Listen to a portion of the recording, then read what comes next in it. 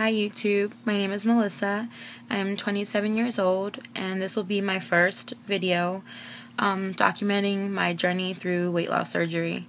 I was just approved for the gastric sleeve Friday. We haven't had an official date yet. It should be the last week of October is what we're shooting for, so hopefully I'll have something scheduled in the next few days. I just wanted to get on here because I have been watching videos, YouTube videos of gastric sleeve, people that have had gastric sleeve, people that have had lap band, people that have had the bypass, and a lot of you I've written and a lot of you have written me back, and it's meant the world to me to have people be so supportive and people that can understand where you're coming from. So I just decided that, hey, if they could do it, I could do it, and even if I could, you know, I'm not sure if one person's going to watch this or 100 people or 1,000 people are going to watch this, but I figured if I could help one person, it's worth it, and paying it forward, I just wanted to do something that could help people, and people in my situation. Now, I decided on the gastric sleeve. I've been thinking about having a weight loss surgery probably for the past, I don't know, 10 years. It's crossed my mind. I've always been overweight ever since I was probably about 5 years old. And I have struggled with it. I, like many girls on here, you know, have tried everything from Atkins diet to Weight Watchers to, exercising, gyms, memberships. You name it, I've probably tried it.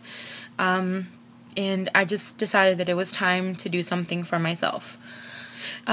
Pretty much the last straw was when I went to my primary doctor, and she looked at me and she just told me, you have to have this done because your weight has been out of control for the past few years, especially, and it's only going up, and you have to have this done. So she referred me to a doctor, Dr. Shea.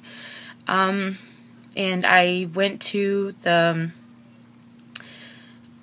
seminar and met some of his staff, and immediately fell in love with his office and the practice. They were super nice, super supportive. Had a nurse there that had a revision with him and couldn't say anything negative about him at all. Everything was just super positive. Didn't actually get to meet him that night because I think he was on vacation.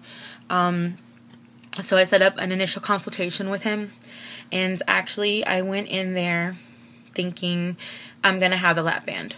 I don't want to have a bypass. I did watch the gastric sleeve information that they had at the seminar.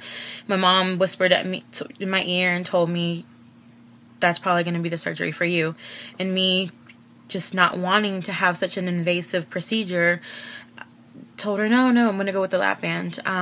And then I went and met Dr. Shea, and he explained to me that, anything that I wanted to do was fine, but, kind of jokingly around said that the gastric sleeve was just his favorite procedure to do, and explained to me that he thought I would be more successful with that because of the amount of weight I need to lose. So after he talked to me and explained to me, practically everything, you need to know about the surgery, I agreed with him and decided that, you know what, it sounded like it was for me. Nothing against people that had the bypass, nothing against the people that had the lap band, and, I've seen many success stories for both, but for me, I just felt that the gastric sleeve was for me. The lap band has a lot of maintenance, I've met a lot of people that eat things and it doesn't go down the right way. They get sick, eat too fast, you get sick, you have to go in for fills. And even people that have had the lap band and then go back and get the gastric sleeve. Actually met one today. I had a nutritional class that I have to do before my surgery today, and I met a lady that had hers done in New York, a lap band, and was struggling with it. And I've met several people with bypass, and they have a lot of the dumping syndrome when they eat too fast, or certain things they eat doesn't sit well with them. And the bypass, in all actuality, it scares me. It really does. It terrifies me. But like I said, I'm not here to judge. Whatever, it might work for someone else, but for me, it wasn't for me. Right away, when I met Dr. Shea, he made me feel so comfortable. He's like the nicest, most caring man I've ever met.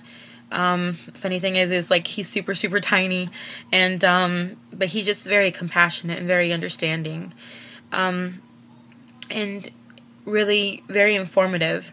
So I decided to move on with that. My insurance at that time I had to have 6 months of weight management counseling. So I had to go in once a month to get weighed, talk about the different things I needed to change in my diet to be successful for this surgery.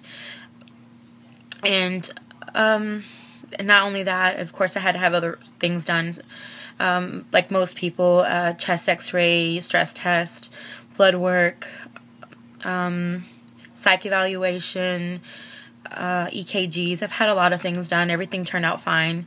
Like I said, I'm only 27. I don't have high blood pressure. I don't have high cholesterol. I don't have diabetes. But the thing is, if I wait another 5 years, I might have those things. And I just really, really want to be precautious. I don't want to be in that situation. My grandfather has diabetes, or had diabetes. I'm sorry, and ended up losing his leg and having to go to dialysis, and I don't want to be there. I don't want it to get to that. So I figured, now or never. And I decided to move forward with it. And I've done my 6 months, and really, if anybody is in the situation where you have to wait 6 months, it goes by so fast. The first 3 months just flew by. I was super excited. Once I got to the 4th month, I got super scared. And now that I'm getting closer, I'm super scared. I am an emotional wreck. I'm just excited. I'm happy. I'm nervous. I'm scared. I cry. So it's just a bundle of nerves. And of course, I went back to my primary doctor recently to go over my blood work results and just to discuss any concerns I had with her. And she looked at me, and I told her, I'm terrified. And she looked at me, and I think this is really what pushed me, what she told me.